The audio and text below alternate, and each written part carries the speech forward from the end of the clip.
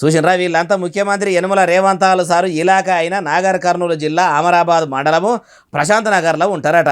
షానొద్దుల సంది దూపా అని అల్లాడిపోతుంటే వీళ్ళ ఓట్లతోని గెలిచిన లీడర్లు వీళ్ళు పన్నుల రూపంలో కడుతున్న పైకంతోని జీతాలు తీసుకుంటున్న అధికారులు అటాంకల ఓతలేరట, అటకాయిస్తలేరట, వీళ్ళ నీళ్ల తాండ్లాట తీరుస్తలేరట. అందుకే ఇగో ఈ అమ్మ ఇట్లా అనుకొచ్చింది.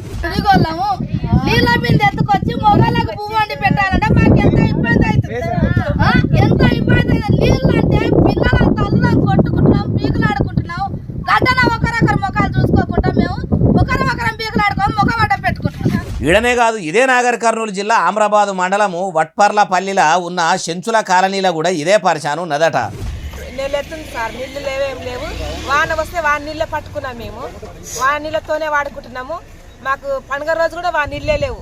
వాగుకుపోయి స్నానాలు పిల్లలు తోలుకొని పోయి చిన్న పిల్లల్ని తోలుకొని పోయి స్నానాలు చేపించుకొని బట్టలు ఉత్తుకొని వెలుగైతే మీద పడుతున్నాయి సార్, మా మీద ఎలుగు ఉక్కొచ్చింది మీదకి.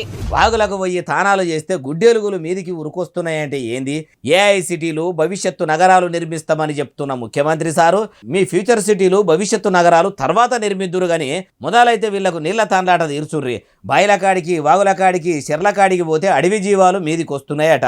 అంతేకాదు సర్పంచులు లేక గ్రామాలు రాజులు లేని రాజ్యాల లెక్క అయ్యే వరకల్లా ఊళ్ళే అంతా చీకటి ఉంటున్నదట. అది కూడా ఈనుండ్రి. కరెంటు బుగ్గలు వేయాలంటే రోడ్ల పోటీ వేసిర్రు, మా కాలుకే రోడ్లు బుగ్గలు లేవు.